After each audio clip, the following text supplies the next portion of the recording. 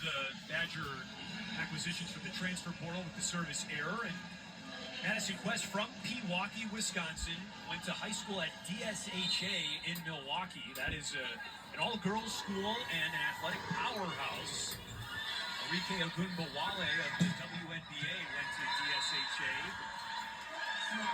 And Quest headlines a really impressive incoming freshman class for Wisconsin, not all of whom is even on campus yet. 3 of the names you see on this list will join the program over the summer. And so exciting for this Wisconsin team who lost so much talent, but man, they are bringing in some studs. You had those freshmen along with 3 incredible transfers.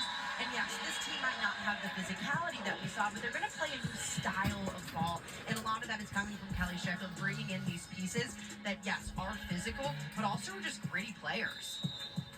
And positionally, you see some back row players in there that are really going to help the Wisconsin defense to the point of the size that left this program. Kelly Sheffield says, hey, we're going to see a lot more back row attack in the fall, and he thinks that they're really going to be able to put a lot of service pressure on a Hello, beautiful people, and welcome. That Coach Sheffield told us was going to be a big focus of this team. Last year, he was pretty frank and said the spring match of Wisconsin Badgers versus Marquette Golden Eagles. Women's college volleyball game. This is the spring match, I'm telling you. For Wisconsin Badgers, well, our team is alright. Middle Tennessee transfer entering her first season of the program, and the Marquette block is anchored by one of their stalwarts, Hattie Bray, going to be a redshirt senior in the fall. Oh, Hattie Bray is such a stud. She's a 3-time All-Big East nominee for a good reason. She's a phenomenal blocker, and when she gets going offensively, her slide attack is really one of the best in the game. Bray is from Hancock, Wisconsin. There are a lot of Badger State players on Marquette's roster. And Bray, one of the key players to watch for Marquette. And I think worth noting that Marquette only had 2 players enter the transfer portal in the midst of this coaching change. So all things considered, a lot of returning players keeping the core relatively intact. I think it's really cool for Coach Mendoza, too, because those players transferred out even before he got there. So when he took over the program, it really showed the trust that these Marquette players had in him as a head coach to come in right away, get to know them really well, get to know their families really well. That's a big focus for him, and I think you can see from the players that he has on the court, although the roster isn't massive right now, they do have a lot of freshmen and some transfers coming in, but the players they do have on the court have done a really great job stepping up, despite not having in the gym. Bray picks up the service error there for Marquette, and to the point of spring volleyball, a lot of Marquette players had classes this afternoon. We're talking about volleyball getting game out at 4:30 in the afternoon and immediately getting in the team van and heading about 90 minutes down the road to Madison for the 7:30 first service. Yeah, basically just keeping the bus moving, and he was like, hey guys, just jump on in, throw your bags in, we're going down the road. 8 players here for Marquette, and Wisconsin, as we mentioned, without its complete fall roster as well. That's Miley Chan wearing the libero jersey for Wisconsin with the serve, and the point goes to Marquette. And already Marquette's doing a great job controlling the front of the net. This is a Wisconsin team that we know from the last few seasons has been very physical. But when you look at Marquette, they might be slightly undersized at the pins, but those middles do a great job moving pin to pin. Too much mustard on the serve for Bella Haggard, the incoming freshman for Marquette.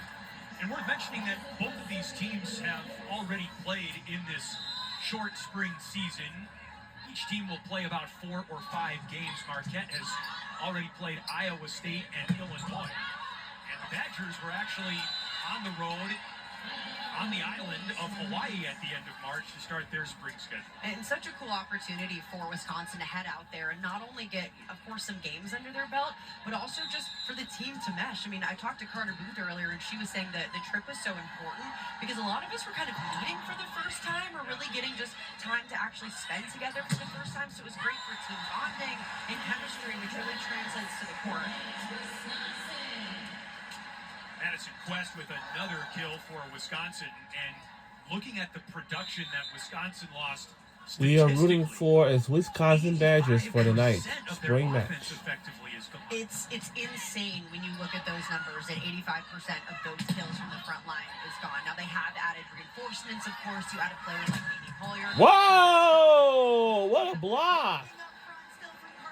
That's why you see those floppy numbers not dipping enough. But man, Carter Booth's going to have to continue to take control of that front line and really lead this team because she is now one of the veterans. Check out this move. I mean, at 6'7", it's tough to get through that. And getting some help from the setter, Charlie Furbringer, on the pin as well. Haggard sets the middle for Marquette. That's Kira Schmidt, freshman from Eagan, Minnesota, with the kill for the Golden Eagles. A big focus for both teams coming into this match as well was, can we get the middle going? You know, those connections might not look solid to start. We might have some miscues, but we need the opportunity to do that and just try to force it as much as possible to get those connections down in a game setting. Now that's something wow. Badger fans can look forward to in the fall. A little bit more offense like that from their setter. Oh yeah, Kelly Sheffield wants to see a lot more of this. Our regular season starts in August. Can she go up and establish herself as an offensive threat? Very needs to be soon. a physical force up front to draw in that blocker and allow her hitters more opportunities with seams. Furbringer had a tremendous freshman season in Madison, a third-team All-American. There was another really good freshman setter in the conference named Izzy Stark, so probably the big reason why Furbringer was not first-team All-Big Ten last season. She was second-team, but a member of the All-Freshman team and a very, very bright future. We are playing best of 5 sets. We're playing each set to 25. We're playing best out of 5 sets. Rules as you would see in the regular season. Quest out of the back row, too hot to handle for Marquette. And the Badgers take a 15-11 lead into our first set break. A little spring volleyball to whet your appetite for the fall. Great to have you here in Madison. This new look Badger team taking on Marquette. And we'll be right back.